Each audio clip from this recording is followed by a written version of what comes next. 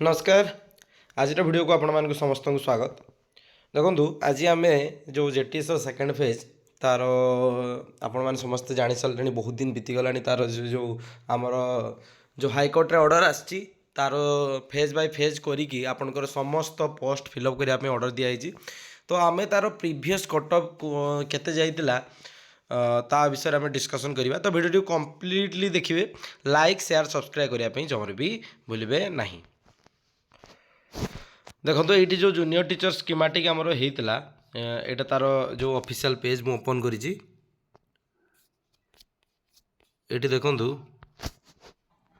देखो फास्ट ये जो रिजोल्यूशन ये जो लिखाई रिजोल्यूशन फॉर जूनियर टीचर ये रिजोल्यूशन बहुत किसी प्रॉब्लम है। फास्ट तो से मैंने स्टेट वाइड मेरिट लिस्ट आणले, तापर पुणी डिस्ट्रिक्ट वाइज आसबार था, पुणी से डबल बेंच को गला, डबल बेंच पर पुणी से स्टेट वाइज मेरिट लिस्ट है। फाइनाली अक्टोबर 5 तारिख में आमर ओरिएंटेशन प्रोग्राम है। आ पिला माने आमर बहुत प्रोब्लेम फेस करी निज निज जो जो माने डिस्ट्रिक्ट अलॉट होती से पाइले। किंतु आपण जो रिक्रुटमेंट हो सारा ये रिक्रुटमेंट प्रोसेस रे कौन है ना बहुत पिला पार्टिसिपेट करनतिले जो आपनकर डॉक्यूमेंट वेरिफिकेशन रे आउ डॉक्यूमेंट वेरिफिकेशन जो पार्टिसिपेट जो मान करनतिले आ किछि पिला जो माने रिजेक्ट हेतिले बा तांकर जो सफिशिएंट डॉक्यूमेंट प्रोवाइड करनतिले ता थ्रो रे से माने रिजेक्ट हेतिले ता फल रे आपनकर जो 13,000 समथिंग सीट फिलअप होता, बाकी 6,500 पाखापाखि सीट आपंकर सी खाली रही है। तो एपाई पुणी ORB जो केस होता सीटा पुणी चली पेंडिंग पड़ी। तो ये सब पर भी आपंकर जो 6,500 सीट फिलअप करने आमर मान्यवर जो हाईकोर्ट निर्देश देते। तो ये निर्देश आप समस्ते जानीगले कि आपणकर नुआ कटअफ मार्क्स जो आसीबो से कटअफ मार्क कहा आधार रे आसीबो। देखो सेकेंड मेरिट लिस्ट तो आसीबो ही आसीबो। तो आपणकर जो मेरिट लिस्ट आसूची तो यहाँ आपणकर प्रीवियस कटअफ उपरे डिपेंड करे। ये जो प्रीवियस कटअफ आपण केमिति जीवे देखंतु ये जो आपणकर जो ऑर्डर आसतिला आपणकर जो चिंतामणि भूया केस रे जो ऑर्डर आसतिला से जो किछि पिला से चिंतामणि भूया जो से आपणकर एससीबीसी कैटेगरी रे आपणकर पेपर 1 साइंस और पेपर 2 साइंस पे जो अप्लाई करते तो तांकर जो लोएस्ट कटअफ से शो करते आपणकर जो असेबा तरफ रू 61 पॉइंट समथिंग आपन जो मैंने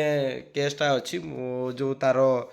पीडीएफ पे जाकि चेक करेंगे 61 पॉइंट समथिंग जो paper 1 science SCBC lowest cutoff से शो करते आउ तांकर 145 पॉइंट समथिंग थिला।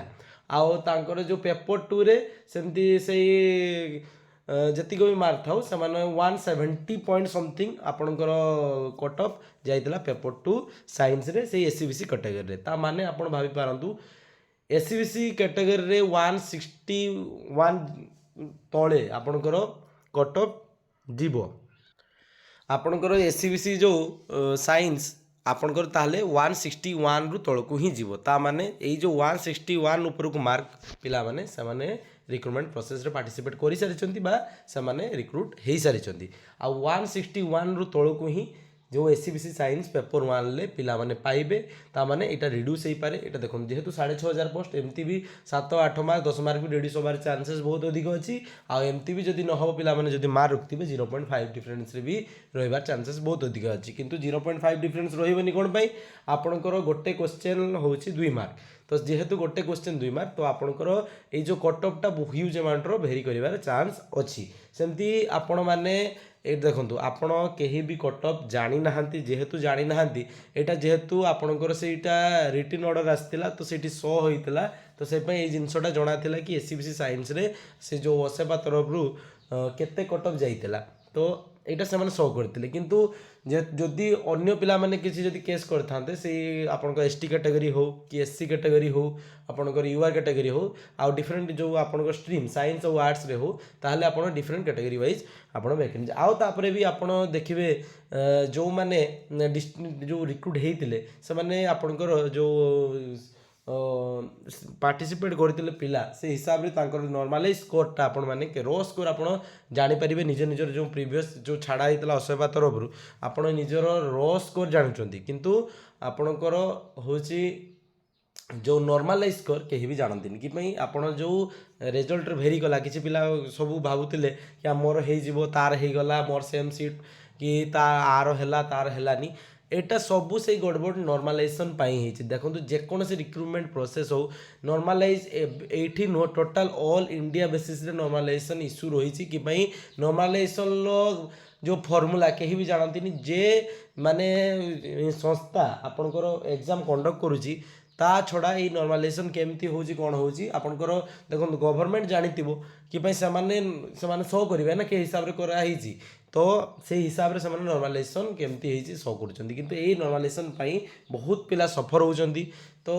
ये नॉर्मलाइजेशन ही आपणकर ये जो फास्ट तो रिजोल्यूशन जो आगे पिला सफर हेले रिजोल्यूशन पर स्टेट डिस्ट्रिक्ट है तापर से जहाँ भी हो तापर इश्यू आसला आपणकर देखो ये नॉर्मलाइजेशन प्रोसेस ये नॉर्मलाइजेशन प्रोसेस बहुत भल भल पिला भी आपणकर सफर होती जे माने कि रिक्रुटमेंट रे माने आपणकर अपॉइंट पाइलेनी बा सिलेक्शन हेले नाही तो एबे चांस अच्छी आपणकर जो माने पिला माने पाई ना 6,500 भितर जो मेरिटस पिला आपणकर पाइबा चांसेस बहुत अधिक अच्छी किंतु आउ तापर देखंतु आउ जो किछि पोस्ट रही जाइतला से माने कहले हम पई से माने कि योग्य कैंडिडेट नाहंती जदि आपणकर से कैंडिडेट नाहंती ताले आपणकर यूआर पिला मानेकर अधिक सीट पाइबार चांसेस बहुत अधिक अच्छी आउ यूआर पिला माने ही अधिक सीट पाइबे तो आशा करे बहुत जल्दी यहाँ आपणकर आसीज